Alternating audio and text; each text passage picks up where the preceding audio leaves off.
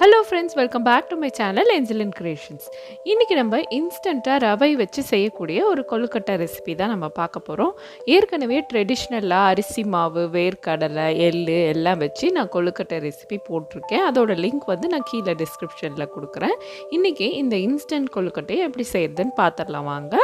First வந்து இதுக்கு ஒரு பேன் வச்சுட்டு அதில் ரவையை வந்து நம்ம ட்ரை ரோஸ்ட் பண்ணிக்கலாம்.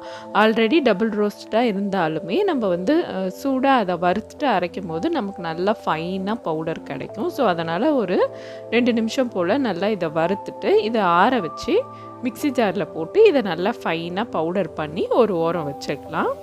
இந்த மாதிரி நம்ம அரைச்சி எடுத்துக்கும் போது அந்த கொழுக்கட்டை வந்து நல்லா வந்து ஒரு ஷேப் கிடைக்கும். அதுக்கு தான் இதை ஒரு ஓரம் வச்சுட்டு அடுத்து வந்து ஒரு பேனில் தேங்காய் துருவல் 1 கப் சேர்த்துக்கிறேன். நீங்கள் எக்ஸ்ட்ரா வேணும்னா இன்னும் கூட கொஞ்சம் சேர்த்துக்கலாம். இந்த தேங்காவை கொஞ்சம் அப்படியே வந்து அடுப்பை லோ ஃப்ளேமில் வச்சு வறுத்துக்கலாம். வறுத்துட்டு இது கூட வந்து 1/4 கப் அளவுக்கு வெல்லம் சேர்த்துக்கலாம். நீங்கள் வந்து பனை வெல்லம் அல்லது வந்து சர்க்கரை எதுனாலும் ஸ்வீட்டுக்கு நீங்கள் சேர்த்துக்கலாம். சேர்த்துட்டு இதை நல்லா கலந்து விட்டுட்டு இது கூட வந்து இப்போ ஒரு 1/2 டீஸ்பூன் அளவுக்கு ஏலக்காய் தூள் சேர்த்துக்கலாம். இதுலேயே நீங்கள் வேர்க்கடலை, எள்ளு எது வேணால் வந்து சேர்த்துக்கலாம், நம்மளோட விருப்பம்தான். நான் இன்றைக்கி இன்ஸ்டண்ட்டாக சிம்பிளாக செய்கிறத தான் வந்து காட்டியிருக்கேன். ஸோ இதை வந்து இதை சேர்த்து வறுத்ததுக்கப்புறம் இதை எடுத்து ஒரு ஓரம் ஆற வச்சுடுங்க. ரொம்ப நேரம் இதை கிண்டிகிட்டு இருக்க வேணாம், அப்புறம் வெல்லம் இறுகிடும். மீன் டைம் வந்து மோல்டில் வந்து கீ வந்து மெல்ட் பண்ண கீ வந்து அப்ளை பண்ணி வச்சிட்றேன். அப்போ தான் வந்து அந்த மோல்ட்லேருந்து எடுக்கிறதுக்கு ஈஸியாக இருக்கும். இப்போ பேனில் 2 கப் அளவுக்கு தண்ணி சேர்த்துட்டேன். அது கூடவே வந்து 1/2 டீஸ்பூன் உப்பு சேர்த்து இதை கலந்து விட்டுருங்க. ஒரே ஒரு டேபிள் ஸ்பூன் நெய் ஆட் பண்ணிக்கலாம். ஆட் பண்ணி இதை மிக்ஸ் பண்ணிவிட்டு இந்த தண்ணி நல்லா கொதித்து வரட்டும்.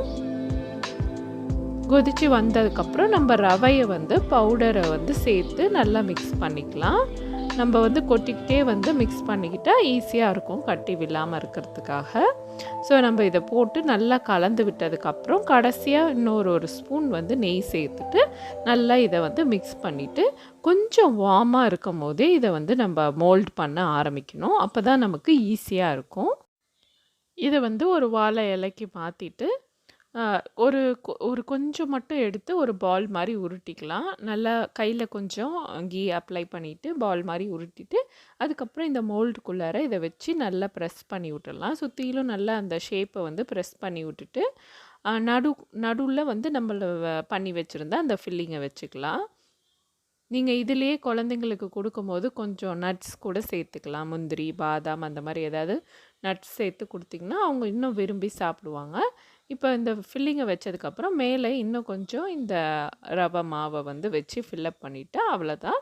இந்த மோல்டை ஓப்பன் பண்ணி இதை அப்படியே எடுத்துடலாம். இதை தனியாக நம்ம வந்து வேக வைக்கணும் அப்படின்னு அவசியம் இல்லை. ஏன்னு பார்த்திங்கன்னா நம்ம ஆல்ரெடி வந்து தண்ணியில் ரவை மாவை போட்டு நல்லா வேக வச்சு எடுத்துட்டோம். ஸோ இன்ஸ்டண்ட்டாக செய்யக்கூடிய இந்த கொழுக்கட்டை ரெசிபியை வந்து நீங்கள் வந்து டைம் இல்லாதப்ப அவசரமாக ஏதாவது செய்யணும்னு நினைக்கிறப்ப இதை வந்து நம்ம செஞ்சிடலாம். ரொம்பவே வித்தியாசமாக இருந்துச்சு, சாப்பிட்றதுக்கும் நல்லா டேஸ்ட்டாக இருந்துச்சு.